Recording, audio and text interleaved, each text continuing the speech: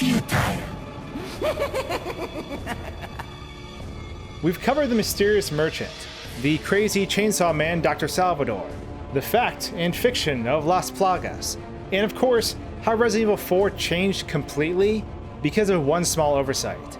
But now I want to take a moment to highlight one of my most anxious moments in the game, besides the invisible bug things in the sewer, which absolutely terrified me when I played it on my old TV. The sewer pursuit of Verdugo probably takes the cake when it comes to feeling most anxious. Also, it's pretty funny how they just stuck Verdugo above you as well. He's just all spinny and stuff. But what I want to know is just how did these two insect humanoid creatures come about? Resident Evil 4 is full of tons of bizarre bioweapon-esque creatures, but the Verdugo are in a class of their own.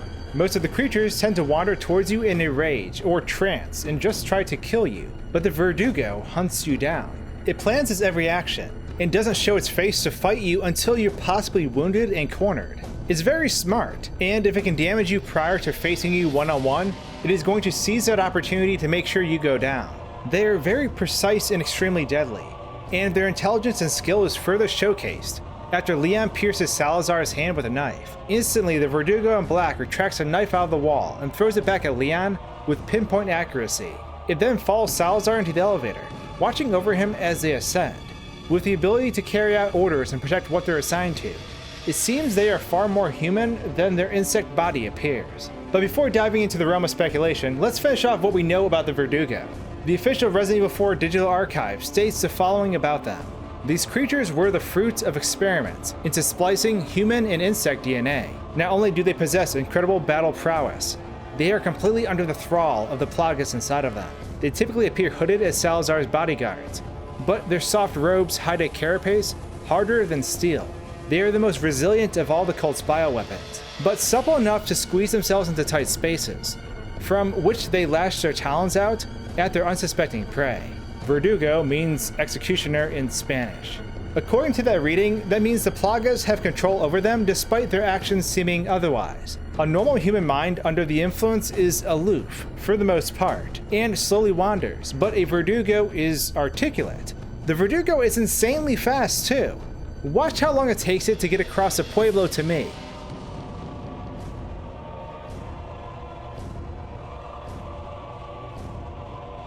Insane.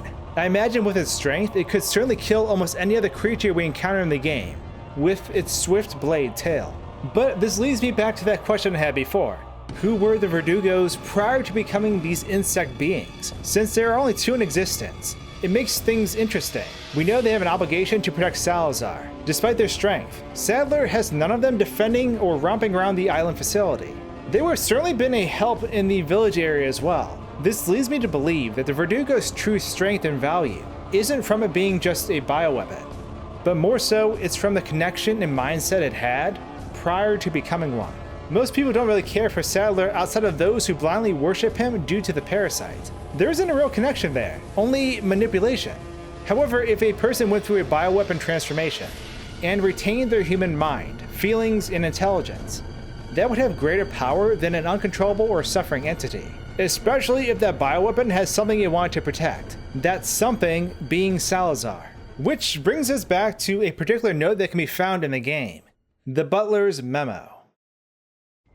Knowing that Ramon Salazar has no family, Lord Sadler must have used his strong faith in Los Illuminados to his advantage to talk Salazar into undoing the seal of Las Plagas once done by his ancestor. Salazar would never do such a thing, unless he was in some way being used unknowingly. I should have sensed the Lord's dirty scheme sooner. I feel I'm partly responsible for all of this. I have no idea as to what the Lord is planning, but Salazar was just being used. It is too late now, however. Salazar has already taken the Plaga into his body. There's no turning back once the Plaga has turned into an adult in the body. The Plaga parasite will not die unless the host dies. There's no cure. Perhaps Salazar may have been vaguely aware of the Lord's plan all along, but it's so hard to tell. Nevertheless, there's nothing I can do about it now. I've served the Salazar family for generations. I am prepared to continue my services until the very end. What if the butler was one of the Verdugo? His duty is to serve the royal family, and he has more than likely served the castle over the generations. Even prior to Salazar being in charge, His duties may have started with the 6th or 7th Castellan of the castle. He is well aware of what is happening, and with Salazar changing with the evolution of the parasite, perhaps that's what he meant by, "I am prepared to continue my services until the very end." The castle no longer ran formally like it used to. The duty of a butler wasn't needed with the entire cult within its walls. However, if the butler could carry on his role a different way, then perhaps we have one of our two Verdugo. Of the two, the Verdugo in black seems more appropriate to be this butler character. This Verdugo doesn't really seem to be too aggressive compared to the one in red. Even when Salazar is hurt in front of him, he only throws a knife back before retreating. In reality, he could have slain Leon in that very room. He even seems to accept becoming part of the Queen, knowing that Salazar is going with him.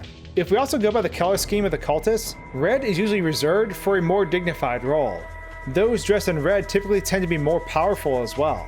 But the problem with this angle is that we aren't told of any other characters that could potentially fit the role. However, this is assuming that what we were told earlier on involved two subjects. If someone's DNA was spliced, as it says, and simply cloned in a lab, much like how Las Plagas were farmed, then that means more than one Verdugo could be born after the first one was successfully created. Salazar says he has complete control over the Plagas, so perhaps his anger is what turned the red Verdugo into a ruthless killing machine. And when Salazar is fearful for his life, after taking a knife to the hand, perhaps this is why the Verdugo retreats with him, due to his fear. It could make sense that the Verdugo was born from this butler fulfilling his duties, especially since he is the only castle staff ever really named in the game. On the flip side, although the Verdugo seems to have a complete mind of their own, it's hard to tell how much influence Salazar really has over them. In this scenario, they would simply stay by his side because he has complete control over their will. But anyways, that's just me spitballing some Resident Evil lore. I'd love to hear what you think about this subject. It's obviously overthinking, but do you think the butler now could be a Verdugo? What is your personal theory and speculation about this terrifying foe? Let me know your thoughts in the comments below. And with that, thanks for tuning in to this insect analysis. If you haven't watched my video about how the future of Resident Evil 4 was completely changed due to one small oversight, I highly recommend checking it out. The entire timeline would have been different. Anyways, thanks for watching guys and gals, and until my next video, cheers.